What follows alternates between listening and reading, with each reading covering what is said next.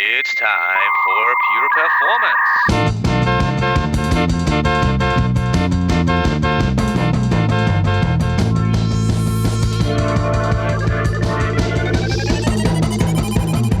Get your stopwatches ready. It's time for Pure Performance with Andy Grabner and Brian Wilson.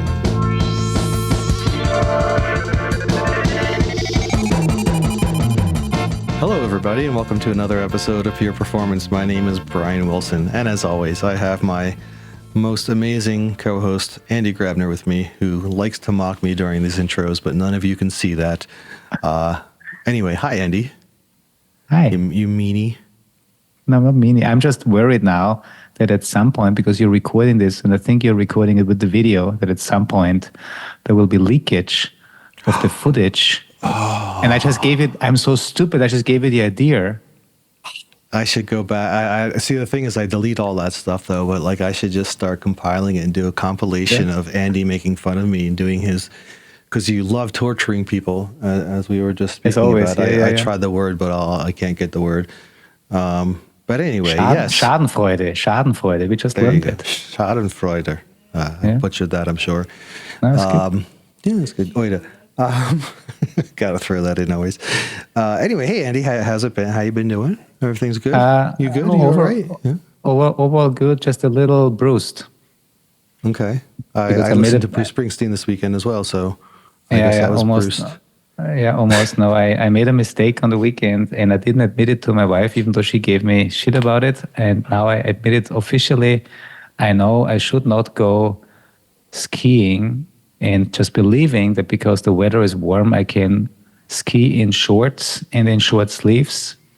And I believing that I'm so good that I never crash and fall down. But now I did crash and did fall down, and I have bruises all over my knees and my everything. So, Gabi, if you listen to this, you were right. Next time I will. That was part of my wedding vows. Is my wife is always right.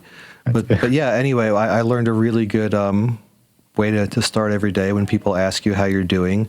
You say, I'm awake and I'm not crying. So it's always a good start of the day. So we'll leave it there. We'll leave it there. Now the question is, how do we find a segue now to introduce our guest? Well, you were skiing. I was skiing, you were amongst snow. I remember seeing on YouTube, there's this live video that they run in the winter. It's called the North Pole Train. And it's a live feed of this train that goes all the way up towards the top of this country, country being Norway, and they have snow. Yeah. So maybe we do the snow connection? I don't know. The snow connection, or maybe to the clouds, because if you're on the mountains, you're closer to the clouds. As we move to the clouds, we have more things to basically configure and write down and store and version control in Git. You misconfigured your skiing YAML. Correct. Exactly. Yeah, because I forgot my long sleeves. Hey, you know what? I think let's stop this, because otherwise Robert will never get a chance to say something. Robert, thank you for being here. Thank you for enduring these long 2 or 3 minutes. How are you doing? I'm doing fine, thank you. Just like a preface thing, I had surgery on Friday, so I'm also bruised. And I wish it was Bruce Springsteen, but it's nothing serious. It's removing a gallbladder, but and any surgery can be painful. So I've been laying around basically since Friday, and today is Tuesday. Yeah, so I'm a little bit groggy, a little bit not up to my normal brain capacity speed, but we'll see how this goes. We add a disclaimer, and we should say the words that came out of his mouth, it was maybe not fully under his mental control. I also have ADHD, so that is kind of like the normal disclaimer anyway. I just say stuff. Hey, Robert, coming back to the interview though, because I would like to learn a lot from you.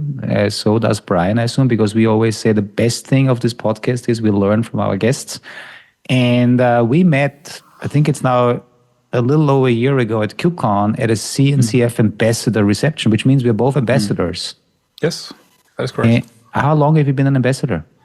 They rebooted the program at that point, right? So I've been since the reboot. I weren't a CNCF ambassador before, the previous program. Not totally sure how that actually hangs together. So it's I applied for renewal.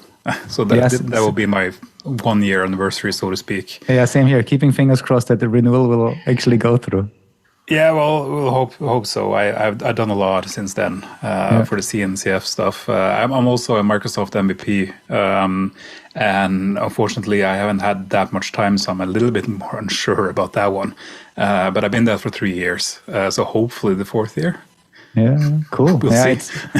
And I'm not sure when this one will air, but probably it will air at around the time when the two of us will actually be in Stockholm together at the Container Days. Are you going to present? What are you doing there? No, it's kind of funny going to these things when I'm not presenting because people always kind of assume that I'm going to do something. But it's just I'm on the Cloud Native Nordics Slack, and obviously the name implies that people from Nordics are there. So it's kind of like a collaboration. We in Norway, Sweden, Denmark, and also Iceland and so on and so forth. We kind of, in Finland, we have a little bit of Slack channel there where we kind of share stuff. And that event just popped up and I went like, I haven't been to Stockholm since, well, forever. So I'll just go. Cool. You know? Well, then do me a favor, don't boo me off stage, okay?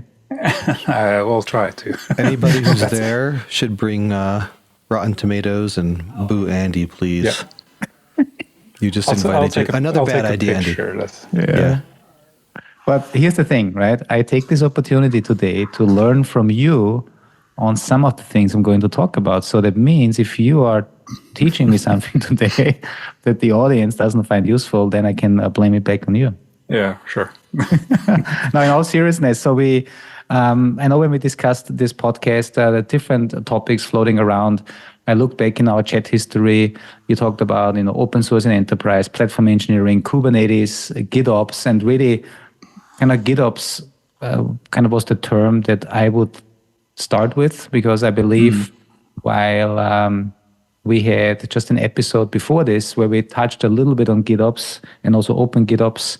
I would like to hear your kind of take on it and why you actually brought up the topic. Why is GitOps so important? What do people need to understand what it is and what it's not, maybe? And also, if people are, considering, going down that route, what does it really mean to implement GitOps in an enterprise, especially? Yeah, so it's at some point I'm gonna have an article about the importance of learning what terms mean, because it seems like maybe it's the other way around. Maybe we should try to make terms that makes more sense, because we kind of just like slam together words and then people logically jump to conclusions based on those words, and then we get misunderstandings, right? We had that for DevOps. I usually say that, DevOps engineer is the worst role ever because that can't be a role, because DevOps is not a role thing. Everyone should be doing DevOps. So that doesn't make sense. Same with GitOps. People have a tendency of hearing GitOps and think Git plus ops, which means just put stuff in Git and then automate it. And there you go. So they're just using GitHub Actions, Azure DevOps pipelines, even Jenkins, whatever they do to automate things, their CI/CD platform of choice. And then they kind of just like, all right, we'll kubectl apply in pipelines, and then we have GitOps. But it's not. It's a more specific term, which came originally from a blog post by Alexis Richardson of, should now say probably formerly of WeWorks, the company that kind of coined the term. They kind of created the entire thing, and we kind of been building on top of that now for several years. And the blog posts became kind of the basis of the GitOps working group in the CNCF under Tag App Delivery, where we started creating the GitOps principles. And the GitOps principles were created to kind of have something very specific to point people to when people ask, like, what is GitOps? And the way that I see it, if if you even have a like slight deviation of those principles, it's not really GitOps. Then you're using a different tool and trying to make it GitOps like, but it's not actually GitOps. And those principles are, well, I can list them up. The first one is that it needs to be declarative. So it's all about desired state. You want to define your desired state in a declarative fashion. So you don't say do A, B, and C. Again, which you kind of do with a pipeline, right? You define basically just shell commands, more or less. And that's very imperative. It needs to be version and immutable. So, Git, every time you do a change, you add a new version of your state. You don't change stuff like ad hoc. You have the entire new version. So you have something to go back to in case something doesn't work. You have something very specific and point towards. And that actually kind of takes away the need to only do Git. It's not only Git that is, versioned and immutable storage.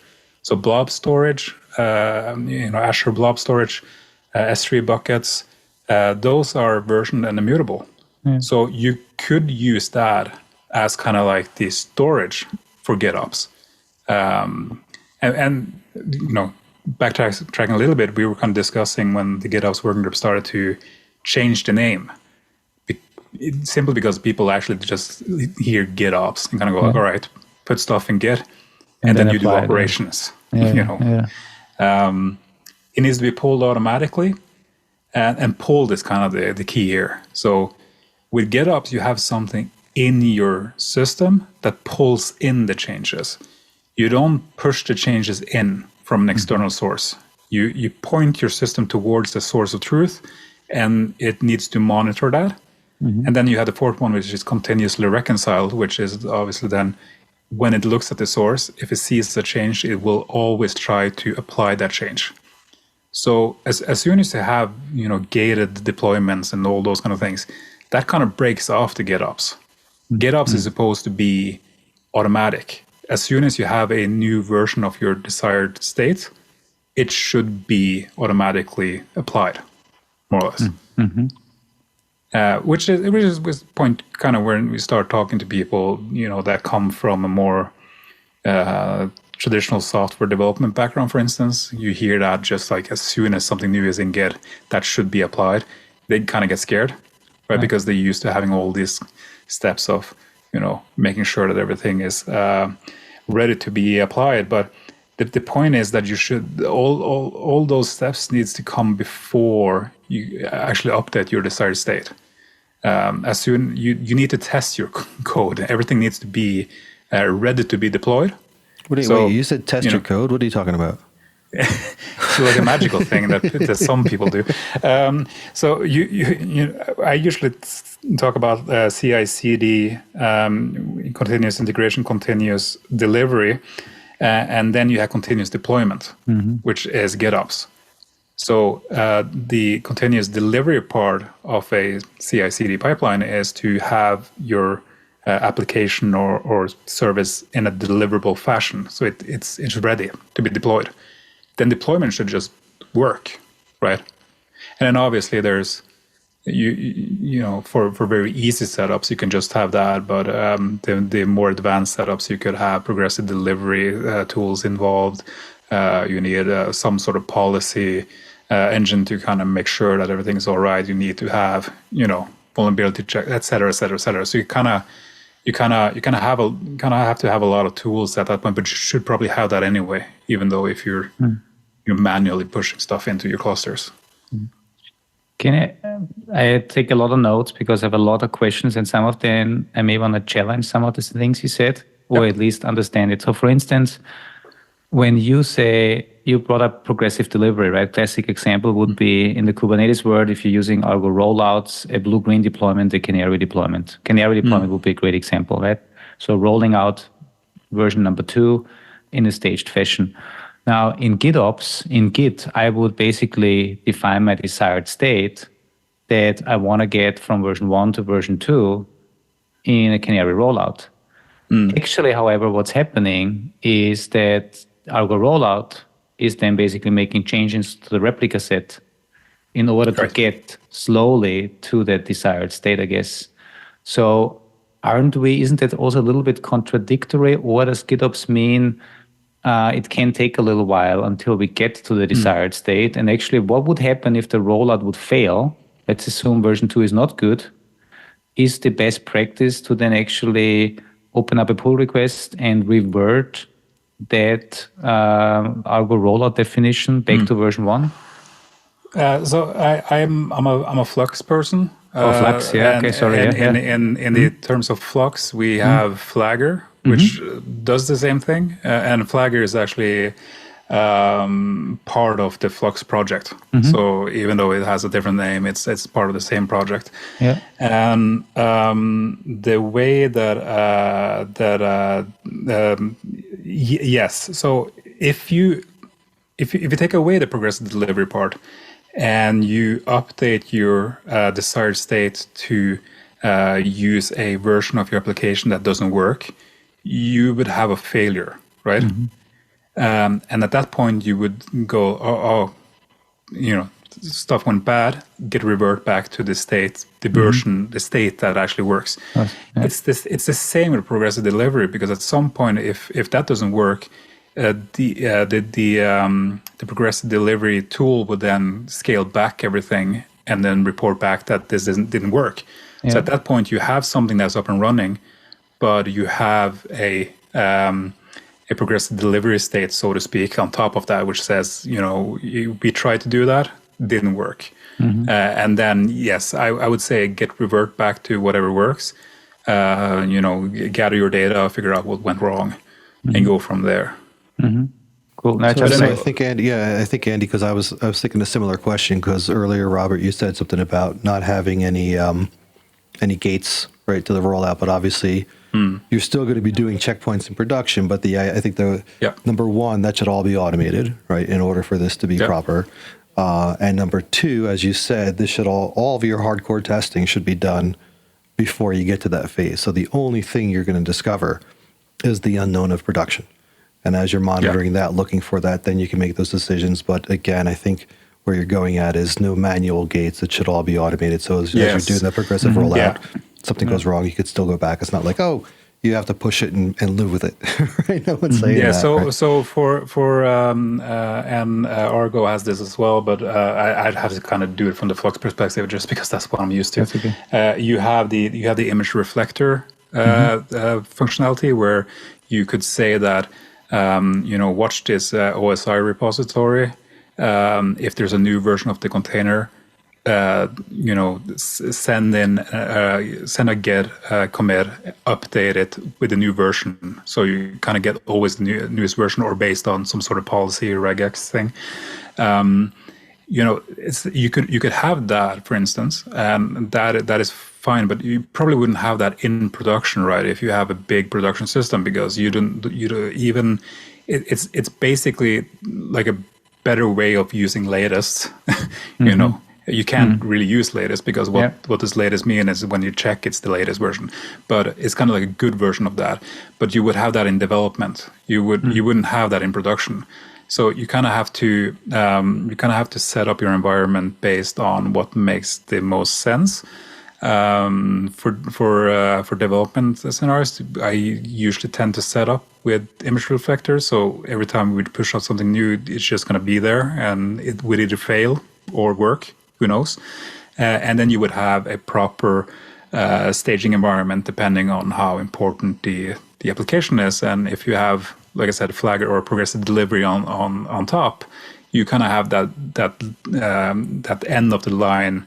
Make sure that the service is up and running functionality, just to make sure that everything is, that you don't push to all your users at least a bad version of the service. By the way, folks, if you're listening in and want to follow up on some of those links, I'm collecting as we speak some of the links. Like I found the one for the reflector. I also found the blog post that you mentioned earlier from Alexis. I will add this. A question for you because this is a topic that comes up a lot, where people like the kind of in production when load increases and then the automated scaling or automate upscaling, downscaling. How does this fit into the real quote unquote best practice implementation of GitOps? Would it be that you need to specify in a pull request the new replica sets, or is this still okay to use something like, I don't know, CADA or HBA, where they take care of kind of scaling, and then you say the desired state is still met, because in desired state you say kind of the range of how you want to scale? You can definitely do that, and there's always the possibility that GitOps doesn't work in your scenario, right? You always have the option to not do things by GitOps. What I tend to do is I tend to not necessarily have any kind of, again, depends on the deployment, depends on the scenario, etc. But if possible, I like to have a specific number of deployment or pods or replica sets, and have the kind of like bursting, so to speak, of those tools to implement. The thing about GitOps is that it shouldn't change something that it weren't responsible for. So if you have something like a horizontal pod autoscaler on top, that should work as intended, while the kind of source might differ. And again, implementation details. So I would have to double check that, but in most of the cases where I set up GitOps, it's usually not that necessary to have that that auto scaling set up in that fashion. However, I would, worst case scenario, you would auto scale when there's a lot of traffic, and the continuous reconciliation would then kind of pull that down again, and you see that it auto scales straight up again. So it's probably just set the desired state to something higher, right?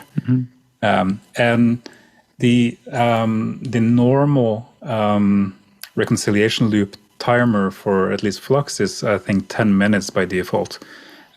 You could set that to something much higher. If you have a lot of automation around there to make sure that the traffic gets served at least. Yeah, because the big debate that at least I always hear is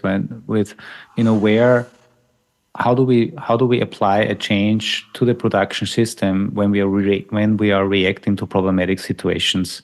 Do we do we just automatically execute a kubectl and change the replica sets, or will this then be conflicting with our GitOps approach? Because GitOps would then scale it down again, which makes a lot of sense, right? Because GitOps, as we explained earlier, is in a reconciliation loop, is trying to always apply the desired state with the actual state. And so, I love the definition what you had earlier, right? Because if you're doing GitOps right, everything, your whole state is declared in Git. And you should always keep it up to date, because then every change is version controlled. You can always go back. You have a full audit trail of everything that you've done, which is great.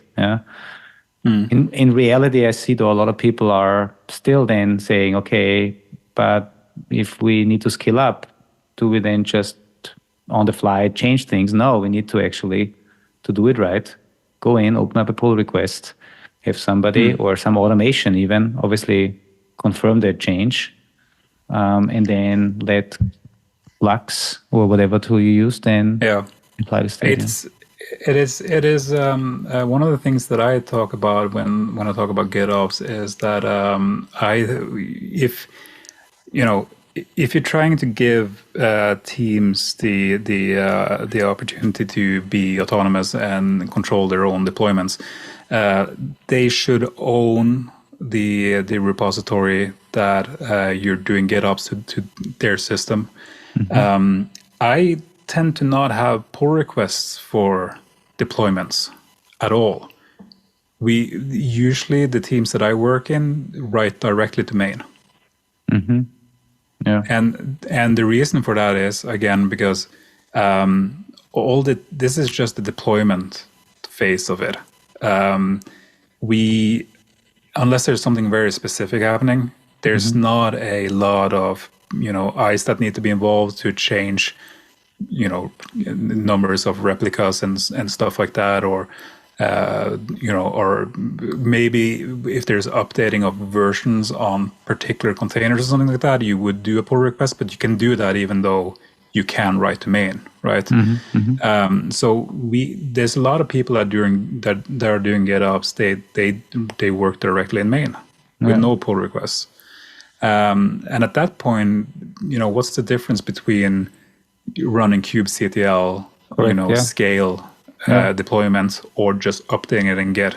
The thing about if you're doing it in Git, you would have the audit trail and the visibility that happened. It's not people sitting on their own machines just doing random commands, right?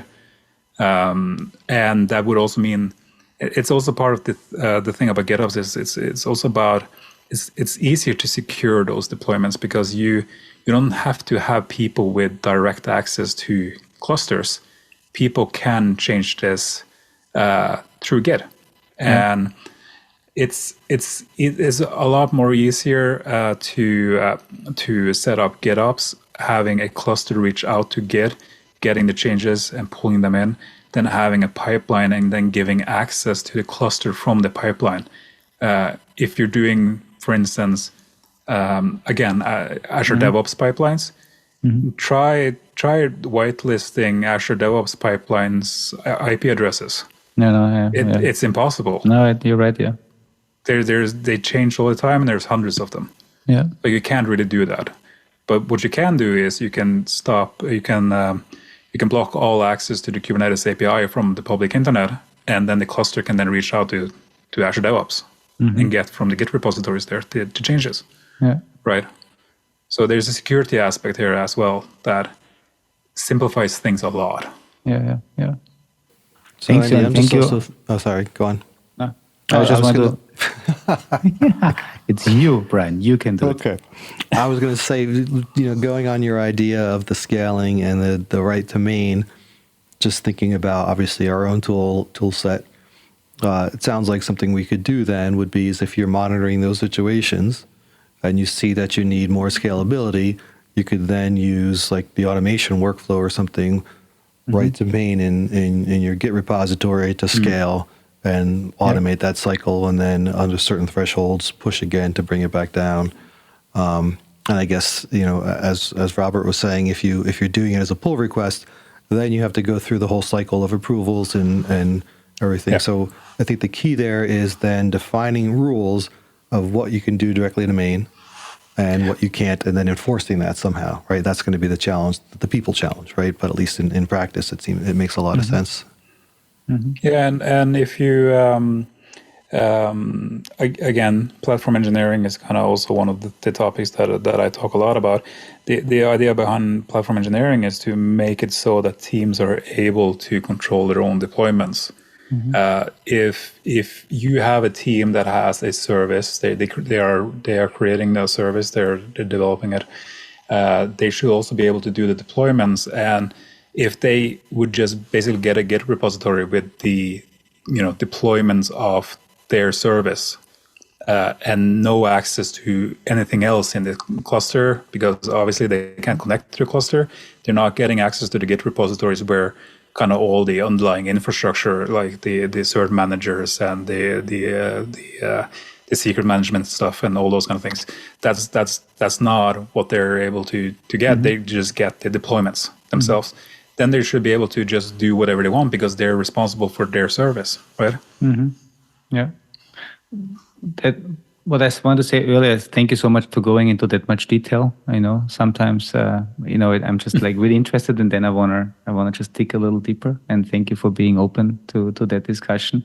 Now we just open up another idea or like question, and but I think you already answered it, but still from a confirmation perspective. So you are obviously saying clear separation, best practice between your repositories for your application services that your developers are building, and then I guess the underlying platform itself. And then is there another layer where you say, platform services. You mentioned, I don't know, maybe database services, service mesh. I mean, but how do you, in a typical setup that you've seen, how is GitOps structured in terms of who controls and owns which type of repository that is defining what type of the desired state? So I'm gonna go to my default answer, which is it depends. Yeah. Okay. But it really does, because if you are in a startup with 5 technical people and you're doing everything, you could have one mono repository for every single cluster and all the services, right? Because you are just 5 people doing that. If you are a big enterprise, if you are like maybe someone with some really weird requirements because you're a telco or you're a, whatever health, this governmental health enterprise stuff, you probably can't just do that. I would obviously promote inner source as much as possible. So even though people can't actually write to stuff, they should be able to see it, because it just helps people to figure out what's going on. But if you're in that scenario, giving teams a repository for their application, and then obviously setting up all the automation around that, so they, you get to a set table, so to speak. That's a Norwegian term that I kind of translated. That didn't work, but you get to a point where everything's just ready, right? You get your Git repository. You just put your manifests or whatever you need in there, and then all the automation is done. That is a good scenario for developer teams to be in. Then obviously you have some scenarios where you're at a company where the developers really don't want to touch Kubernetes stuff at all. That happens as well. And then you kind of have to have, maybe you need something like Backstage to have the kind of golden path scenario. I would prefer if you did that, then that would actually get written to a Git repository when you're done. So there's a lot of different ways of setting that up, and which is why, again, kind of the default answer, it depends. Yeah. So I don't really believe in best practices. There's patterns and anti-patterns, and some patterns might work for some companies, and it might be the worst pattern ever for another company.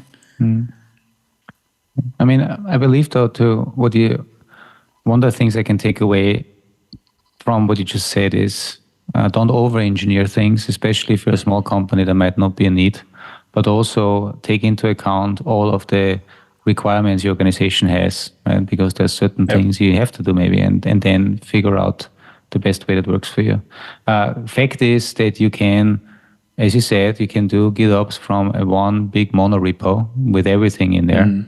But depending on who you are, you may want to separate the infrastructure. You may have to separate infrastructure from the individual platform services, from the individual apps. That's a good point. If you have, for instance, a shared Kafka service, that might live in one Git repository, just because, and especially if you have a lot of teams. The customers that I've been at that are big enterprises that have those kind of shared services, the number of teams that need to be onboarded into, for instance, like Kafka, the topics that they need to have created, or for instance, like if they have HashiCorp Vault or something like that, like the number of teams and namespaces and services, et cetera, et cetera, et cetera. If you have everything like that in a mono repository at that point, first of all, it gets hard to control, because Git is not the easiest thing to secure, like finely grained secure. You usually can do stuff on a more repository level, and then you obviously have the code owners where you can kind of hit some part of the folder directory that you're in, but you can't set a lot of specifics. So it just gets easier having several Git repositories at that point, and giving people access based on that. thank you so much. You also mentioned in the beginning, or at least we talked about this briefly, the OpenGItOps project. We will link to it as well in the description. I know that Christian Hernandez, who we had on the previous podcast, he also mentioned it briefly. Just maybe a couple of words from your side. OpenGItOps, why should people look into it? What problem is it going to solve or trying to solve? So the OpenGItOps came out of the GitOps working group. It's kind of like let's call it governmental CNCF GitOps project, if you want to call it that, which makes no sense. But it's where kind of the GitOps principles live.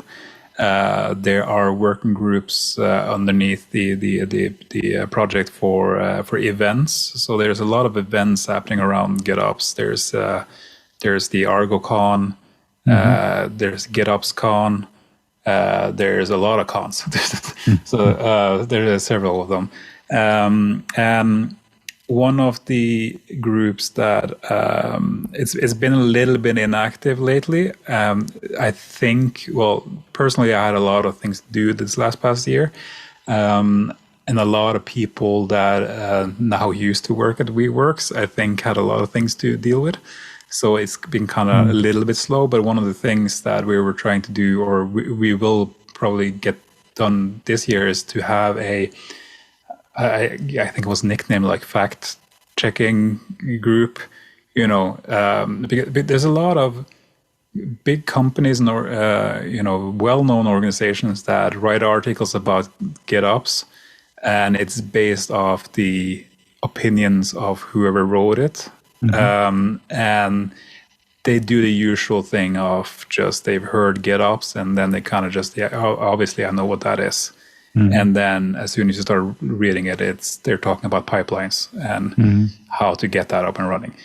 So we have a lot of we have a group that wants to create stuff around that. There's been talk about white papers, but we haven't gotten around to that yet. But several of us have been involved in writing questions for the GitOps certification that's gonna be coming out really soon. I think we're having a meeting about kind of finishing off all the everything before release this week or next week or something like that. Cool. So that Linux Foundation or CNCF obviously certification for GitOps, and that's where those things kind of come into play. Like you say GitOps, well, you take the certification. If you start answering, well, you just point to pipeline and set the trigger to, then you're gonna fail. Yeah. So we should advocate this podcast to everyone that wants to get the certification, because obviously a lot of good pointers to what GitOps is and also what GitOps is not. I think that's very important. So OpenGitOps.dev, that's where people can. Yes. And that's also where where people will find information about the certification, I would assume. Yeah, there's going to be a blog post about that. We do blog posts from time to time. I'm going to write some really soon, hopefully. Again, time permitting. Yeah. There's the event page, and the principles are there. The version 1.0.0 version of obviously we put the principles in Git and version them. So so you will know if there's going to be an update later on. Yeah. You go back and check the desired state. Yeah. Hey, I told you in the beginning that I will see you in Stockholm, and I want to make sure I don't make a fool out of myself when I get on stage and talk about platform engineering. So, yes. What is there that I need to know from you about platform engineering that maybe also other people get wrong? There's a lot of things people get wrong. Not that I have all the answers. I just, again, I kind of care about these topics, so I kind of deep dive into them. And there's a lot of when I talk about platform engineering, I usually take up the fact that platform engineering is the modern IT operations. It's not something that kind of pushes out DevOps, which a lot of people have, been promoting on various social medias that DevOps doesn't exist anymore because there's platform engineering. I was on that panel. DevOps is dead, and I was fighting for DevOps is not dead. But I think it was a strange thing that we did. Yeah. I have isdevopsdead.com. I think I registered, and with my awesome web, development skills, HTML, I just wrote no. So that's my opinion on that. Yeah. So that's one of the things that I usually talk about. That it's the fact that people don't care to actually look into what terms mean. So when DevOps became a thing, people just took basic cloud engineer and say, all right, you're DevOps now. So you have DevOps engineer, which doesn't make sense. And then people obviously that's why DevOps is dead came in, because people should stop being DevOps engineers. There should be platform engineers, and that kind of makes sense. But it doesn't make sense that DevOps engineer is a thing. But the most important thing about platform engineering for me is that it is the modern way of doing IT operations. You should treat your platform as a product. Your developers that are using this platform, or external or internal clients, as we call them, they are the people that you should cater to. If people want to have certain functionality, don't just dismiss them and saying you're stupid. That's not a thing. They're your clients. You need to figure out how to make your clients happy. That's the entire idea about platform engineering. That's why we're creating these platforms. But that doesn't mean that you have to do, have a backstage deployment. It doesn't mean that you have to create your own API. It doesn't mean to, you could. There are different ways of fulfilling kind of that mindset. And I'm one of the co-chairs of the platforms working group under Tag App Delivery, and we created the platforms white paper, which kind of describes what a platform is, which is a set of capabilities. You don't necessarily have to have every single capability at first glance. That's what's referred to as the thinnest viable platform. You just need to get something up that kind of is sufficient enough for people to get their job done, and then you iterate on that. But the platform's white paper go a lot into what a platform is, and then we have the platform maturity model, which then kind of deep dive a little bit more into what basically platform engineering is, and all the aspects that is involved in defining platform engineering, and how mature one is in certain aspects. For instance, you could have a very ad hoc platform engineering team, people just wanting to create a platform and making it easy for people to do development. Probably not going to get very far, because you kind of have to work against kind of like the top level people. You need top level support. It's not bottom up or top down. It's kind of like both ways, right? That's the only thing that actually works. Like a bottom up approach is fine, but you're gonna get hammered on top, and the same way down. If you're trying to push down changes, people are gonna revolt and get in. It's not great. So everyone needs to be involved, and there's so many ways to solve all these issues. But platform maturity model is a good one to look into, to see kind of what you can tackle next. Yeah. Took a lot of notes, and also thanks for the reminder, the CNCF white paper and the maturity model. I've unfortunately only been in your working group once or twice because the time didn't work, but a good reminder for me to also get more actively involved. I've promoted the white paper in some of my presentations, and definitely will be at my talk. For me, what you said is spot on when you said, and this is the way I explained it in one of my recent talks, or when I was asked, I said, the most important thing is that you need to understand the pain point of your users, because if you don't know what your users really need and you just start building something based on what you think they need, then you are bound to fail because you're not solving a problem that is for real. So I think that's why I like your explanation with it has to have top-down support, but it needs to have bottom-up requirements. This is why. And also I think, and wanted to get your take on it, if you're doing platform engineering, I also don't think you have to have 100% solutions to the problems that the developers have, because I think you should focus on the classical 80-20 rule, figure out where the biggest pain is and where you can have the biggest impact by providing something like you said earlier with a backstage, with a simple templating engine, right? Where you can, take away the pain of, dealing with things that developers shouldn't deal with. Yeah, they should just focus on their application definition. Yeah. Yeah, I prefer to create an API for my platforms. That's what I prefer to do, but that takes a lot of work. It takes a lot of finding all the right tools and making it all work together. In the meantime, a wiki page that explains how to do the deployment to your environment is fine, right?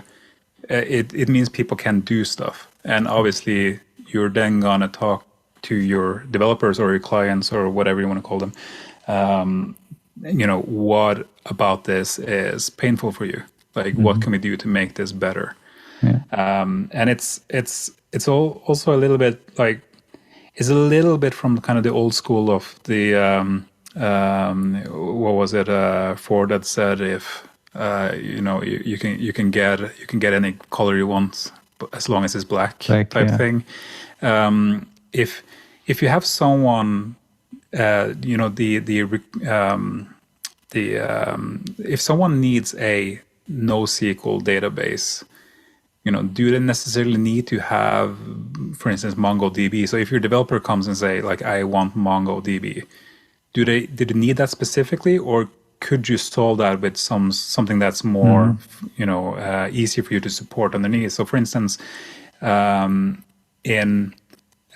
you can do it kind of a little bit smoothly, because if you work at a place that is Azure specific, and you have developers and they want to use MongoDB, you don't necessarily have to get what's it called, MongoDB, the Atlas service, or set up in Kubernetes MongoDB or something like that, and have then something outside of the scope of your platform team, and they need to learn something new and so on and so forth. What they can do is use, for instance, Cosmos DB with the MongoDB API. And from the developer's perspective, they're just connecting using the MongoDB drivers. Yeah. And they would get basically the same functionality. There might be slight differences depending on, but in most cases, it's probably going to solve it. And at that point, it's more about the capabilities. They need NoSQL. They might have some preference how they connect to it, but they need NoSQL or unstructured data databases. And you can solve that without having to cater to, if someone says this specific technology, that's what we need. You could still go, no, we're not gonna set that up, but what we can do is solve it by adopting this technology that's easier for us to. So it's a little give and take, but at least you're not in a typical scenario where you have a database admin and you go and ask for something and they go, well, we're only doing Oracle databases. If you're trying to get anything else, we're just going to say no. And but going to be a bad time. In the end, it comes really back to what you said in the beginning, where you said it's really a platform needs a product mindset. And with any product development, like Brian, if I look at our product, right, a lot of our customers are asking us, I need this particular chart feature and I need this particular color for my chart. And then I think the challenge then of a product manager is to say, what are the big pain points and how can we solve the real problem that they have? Because a different shade of red or green is not their problem. I think they want to solve something differently. And then you figure out how you can solve it for not only a single person, but for the majority of people that have this requirement. And that's the same thing here, what you just said with solve the problem, not the request. Yeah, exactly. Yeah. And we actually have we started work on a platform as a product white paper that goes specifically into those kind of things. So if people want to contribute to something in the CNCF, we that is an active thing that's going on right now. They're going to do if you're going to be in Paris, they're going to do questionnaires there, interview people about that to get a research for that kind of white paper. Perfect, and that's also part of the app delivery, the tag app delivery is driving Yes. this? Yeah. Yeah, so that's us in the platforms working group under tag app delivery.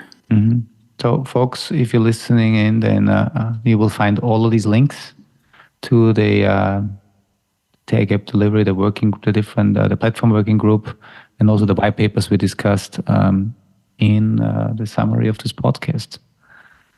Nice, Brian. Do you have any further comments or questions? Yes, I have 2 scenarios I would like to see play out in Stockholm. I would like either to see Andy try to define GitOps and Robert stand up and yell at him and tell him he's got it wrong, and that he's just spoiling it for everybody. Or if that doesn't happen, I'd like to see Andy surprise Robert by inviting him on stage to say, hey, why don't you come define GitOps? So it's not really totally a surprise if you ask for it now. Well, I'm saying this is the scenario I want. That either will happen, but yes, that's no. Seriously though, Robert, this has all been fascinating. You know, a lot of this, and I'm looking forward to the white paper as well on defining GitOps because, you know, even as you're describing, I'm a lot slower than Andy. I'm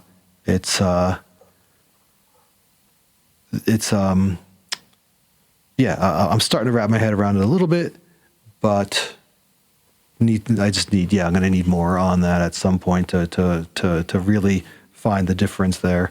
So, I'm looking forward to all that. And, hopefully we don't end up with git dev test sec bizops. If someone wants to start the git secops movements, no, I don't do that. Yeah, we don't need it. Yeah. You know what's interesting? I mean, there's the whole thing with better definitions of terms, and it's not just the GitOps and DevOps and DevSecOps. Today, I had a discussion with somebody, and the term observability as a service. That's because we are living in the observability space, right? And I have a completely different definition of what observability as a service means versus the person that I talked to, because we came from a completely different background. For me, observability as a service in the context of platform engineering is to make observability a platform feature that as a developer, if I'm using Backstage and I check the box, I want my logs, my metrics, my traces, I get it, and I don't need to figure out, is it OpenTelemetry to Grafana? Is it Dynatrace? Is it Datadog? And that other person had a completely different things. They thought about observability as a service, as an outsourced service that somebody else is taking over observability for an enterprise. Yeah. Right. And to your point, the definition of terminology is so important because we have completely different understandings depending on who we are, where we come from, what we do in the day-to-day life. Yeah. And it's all about abstraction layers. Talking